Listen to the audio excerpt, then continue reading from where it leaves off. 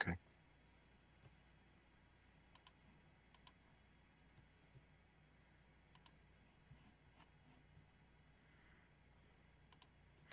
All right, welcome back again for another episode of What Did I Want to Be When I Grew Up with Sam and Jeremy. Hey, Sam, Hey, Jeremy, how you doing? everything good there today? Mostly, yes. Yeah, it can be. You can have good days and bad days. All right, you had somebody you wanted Right. to talk about. You got some clues for me. Go for it. Yes. Okay. Without giving away the gender or any other things That's the hard of part, this right? person, but yeah, I have to write these clues out and like read them word for word so I don't step out of these bounds, otherwise I'm going to give up too much. Get it. Okay. So this person was born in Blackheath, London. This person has dyslexia, and this is kind of an interesting side note here. This person had poor academic performance, and on their last day at school, their headmaster told them that this person would either end up in prison or become a millionaire. Oh, That's wow. yeah, that's tough. Um, this person has ADHD. Mhm. This person was knighted at Buckingham Palace for services to entrepreneurship. Now, I just realized this. I don't know if knighting is reserved for one gender or another, so I don't know if that um, spilled anything. But okay, this person was placed in the Time 100 most influential people in the world list in 2007. Okay, so those clues are still very, very vague. Yeah. Hopefully, one of these next couple clues will kind I of give it don't away a have little it bit yet. more.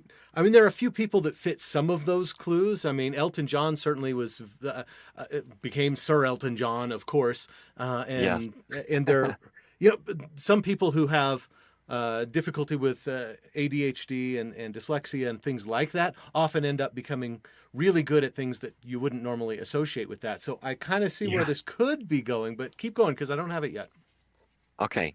Um, in the 1970s, this person founded what later became the Virgin Group, which, by the way, the name Virgin was suggested by one of this person's early employees because they were all new at business.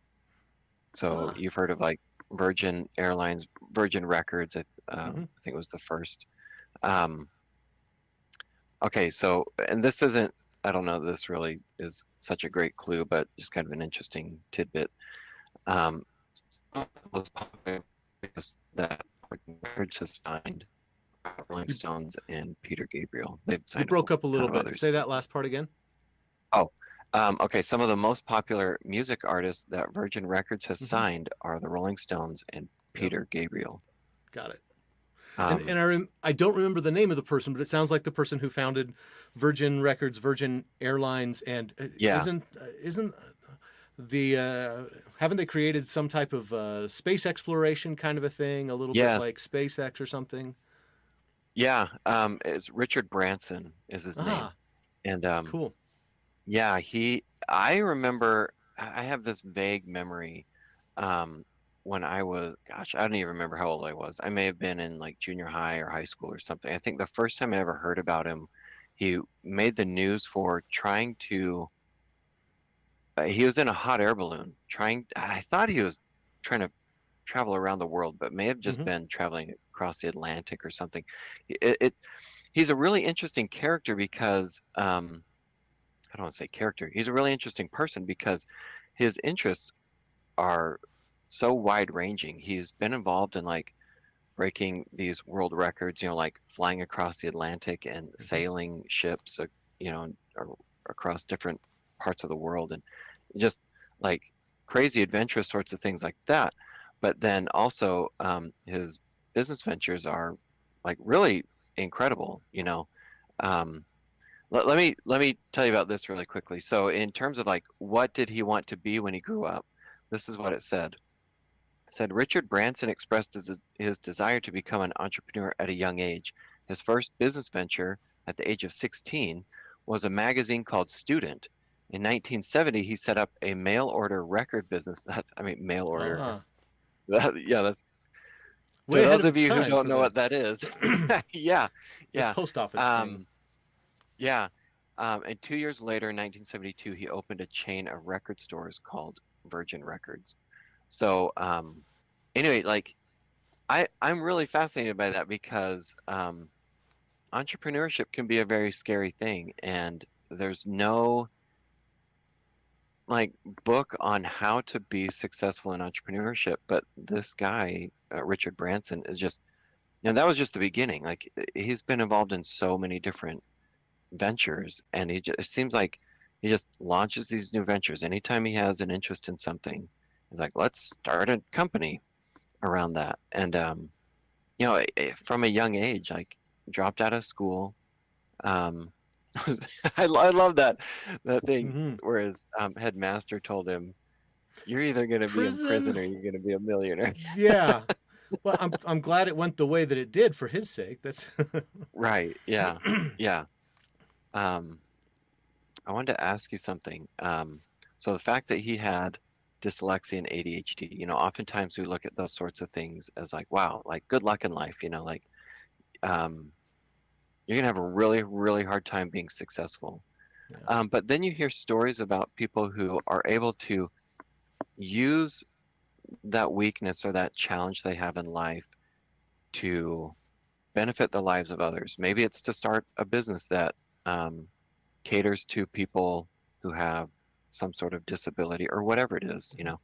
Um, are there any things maybe in your life or stories that you've heard of where someone was able to use a weakness or maybe a less than desirable trait in a positive way, um, whether in their life or in their career or whatever?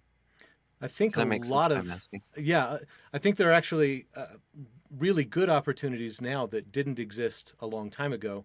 Yeah, The example that we have in our day-to-day business in consulting engineering, Constellation Labs, is yeah, a lot of us, we have all worked in different companies and had pretty good levels of success there, certainly in terms of technology and professional abilities.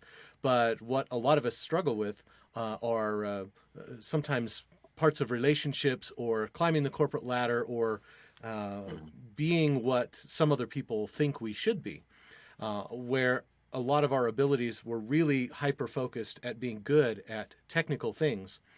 And those abilities and skills, I think the smarter companies, the bigger ones, the Googles and other big successful technology companies in the world, what they've realized is those are not disabilities when it comes to creating great products, great technology.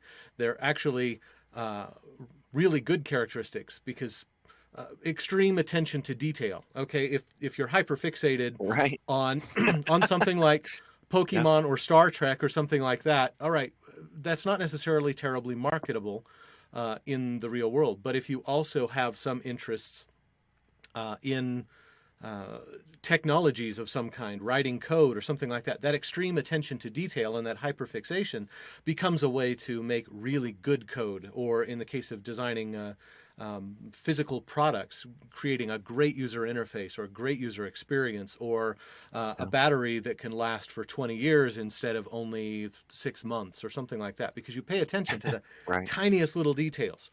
And I think the same thing, we've known for centuries as a culture that there are people who are prodigies. People like Yeah, some of the classical composers of their day. They were, while not in our terms, rock stars, but they were rock stars in terms of their specific abilities. The ability to yeah, compose a symphony or something like that. If you've ever watched the movie Amadeus about Mozart, of course it's fictionalized to some extent, but I think they captured some parts of his essence as a composer. He literally can visualize, or visualize isn't even the right term because he can hear it in his head with the full orchestra as he comes up with the music, and then can dictate note by note how it's supposed to come out.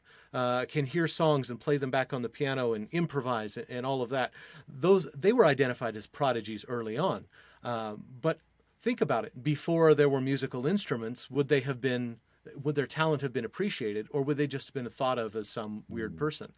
I bet that most of the things that we see as that at least our culture sees as disabilities today will be identified as these are actually really good skills for certain types of jobs, and give them a way to use that skill and benefit everybody.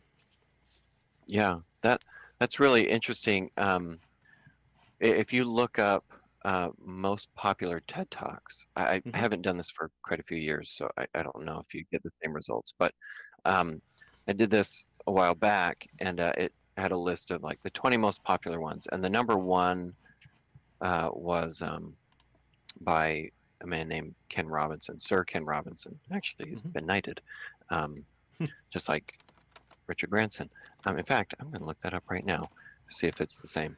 Okay, top or let's see, most popular TED Talks. See if it pops up. There are a lot TED of great TED Talks Talks of about all time. an amazing number of topics. Yes, okay, the number one is still the same one. It's by Sir Ken Robinson, and it talks about do schools kill creativity? Um, Ooh, yeah. I think it's that one because he's given it's like 3 talks. He's passed away now, Hmm. unfortunately, but I think he's given like 3 TED Talks. I could be Hmm. wrong there. But I think it's in this one.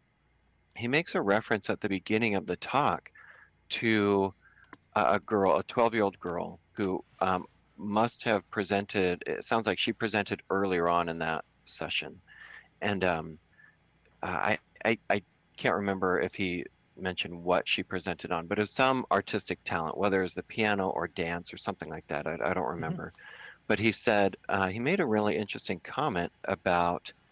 I can't remember the exact quote, but he said she's remarkable, yet at the same time. Um, I wonder how many other. This is I'm like paraphrasing here. I can't remember exactly how Yeah. he said this, but he said yet at the same time, I wonder how many other children or people would be just as remarkable if they found what they were passionate about or found a good fit for them. Yeah. So going back to your point, um, in various settings, in some settings, certain skills or abilities are looked down upon, but in other settings, they are praised and Hmm. recognized for their genius. Um, whether it's like a mental disability or a physical disability, um, I think it could go either way. And so for people who are struggling, feeling like, man, where's my place in this world? I'm not good at anything or whatever. I think that's faulty thinking. You are excellent at some things. You just need to find the right fit for you, like where your Hmm. genius, your talent, your ability can really shine. Because if you feel like you're not good at anything, well, maybe it's just you've not found the right fit yet, Yeah. you know? There's definitely a lot of truth to that. I have heard, I don't know if this is true necessarily because I've only heard this second and third hand, but I Yeah. understand that some countries, it seems like it might have been, former Soviet Union, China, some of those kind of places, um, may or may not be true, but they identified early on when kids were very, very young some of their great talents, and then they would put them in intensive study. And that's how some of those countries ended up with amazing athletes for some of the All right. Olympics, right? For all practical Yeah. purposes, they were being trained as a professional from a very young age. Uh, Yeah. that's why, you know, there was the whole space race between the United States and the former Soviet Union in the 60s, 70s, 80s, and all of that. And I think most people would have realized, all right, the U.S. had a lot of technological advantages, but the reason the Soviet Union did so well, and actually, don't forget, they actually beat us to space in a lot of ways. They put the Right. Sputnik into space before we had anybody up there yet, Hmm. and because of that, they had the advantage, I think, because they had identified people early on.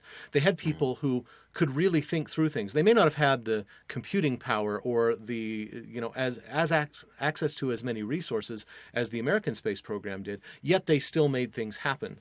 So there's obviously a balance. You don't want to do that too much because kids can get pigeonholed way too early in life and they may not have figured out what they're really going to be best at.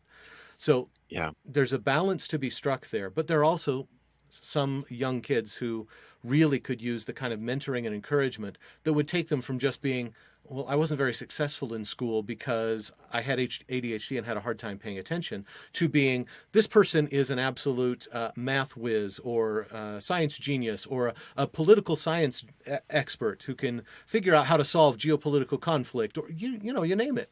We could have Yeah. all of those talents here and just not be able to take advantage of them because we've built the school system around, and nothing against it. The school system was built around a system from taking us to this agrarian country where everybody worked on farms to give them the skills to be able to work in a more industrialized world. But there's probably some more evolution that needs to take place in the education system to help us identify our passions early, and even if it's later in life, find that passion eventually so that you're doing something you love. Yeah. Yeah. That's a couple thoughts came to my mind. I can't remember if they're from the same TED Talk, or maybe it was one of the other ones, but it was from Richard, no, sorry, not Richard Branson. Mm-hmm. Drawing a blank, Ken Robinson. Yeah. Um, one of the stories he shared was of, and her name is slipping my mind, but the choreographer of some really famous Broadway musicals like Cats, I believe. Hmm. I want to say her name is like Julia or something. I can't remember. Mm-hmm. But anyway, he tells the story of her where when she was younger, she was identified as a problem in school. She Mm-hmm. was fidgety and couldn't sit still, and like a lot of children are. Yeah. But I guess she was on a whole other level, I guess. And so her mom took her into some sort of child psychologist, maybe. Mm-hmm. And I can't remember who it was. Takes her in, and the child psychologist asks a few questions, and then, if I remember the story correctly, goes over to she had a little stereo or record player, I don't know what it was, turns it on in her office and asks the mom to leave the room with her. And they look through the window in the door, and they see this little girl just dancing to the music, just Hmm. very natural in this setting. And the child psychologist turns to the mother and says, oh man, and Ken Robinson tells us so much better. You have to listen to the talk, but it says something like, she's not a, something like, she's not a problem, she's a dancer. Uh-huh. Uh-huh. And she said, okay, well, so the mom says, well, what do I do? And she says, put her in dancing school. Mm-hmm. So she puts her in dancing school, which is totally foreign to me. I don't know how any of that stuff works. I don't, Yeah. but puts her in dancing school.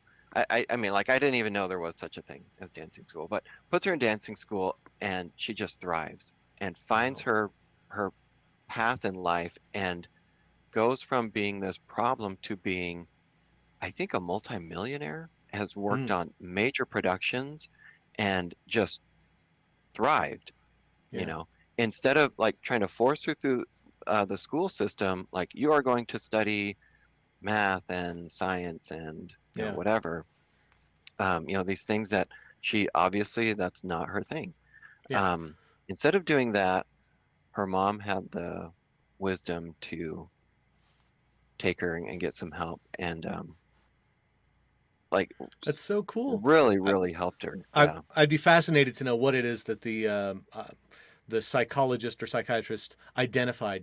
Did they just have a discussion and the child mentioned dance and then, Yeah. all right, well, we're going to turn on some music and see what this is. But can you imagine if first of all, the mom had never taken the child to see that professional? If the Right. professional didn't have the insight to figure that out, we would have missed out on somebody who was very talented. And it makes me wonder how many people Yeah. live today, especially those who live in difficult school circumstances. We have a lot of kids in inner city schools and places like that where they're struggling just to be able to get a basic education because of the environment Yeah. in which they live. And other kids who have tried to break out of that system and trying their best to make their way in the world. And in some cases that means they're doing things that aren't necessarily legal, but they feel like that's their place. And if we could just find Yeah. and provide a positive channel for the energy, skills, and abilities that all the kids have, and not just inner city schools, but schools everywhere. Give the kids a chance to excel at what they want to do. And even more so as they get older. There's still some basic level of basic knowledge that you need to make it in this world. Some basic literacy, financial, reading, writing, all those kind of things. Schools, definitely, we can't just give up on those things. Those are still very key and important things, though we probably need to figure out ways to teach them to the kids who have trouble focusing in a traditional school environment. A great Yeah. example of that is the movie with Robin Williams, Dead Poet Society. He wasn't necessarily doing it because the kids needed a different learning environment, but because he was just really good at inspiring his students. But he'd take them outside and do object lessons and things like that really sunk home and made an impression, not only on the students, but more on us who are watching the show. And we Yeah. need to have give teachers the kind of freedom and ability to teach and help those kids thrive, but also make sure they all learn the basics of what it means to live in society too. Yeah. Yeah. Really excellent points. I think our time is just about up. We should probably Yep. wrap up.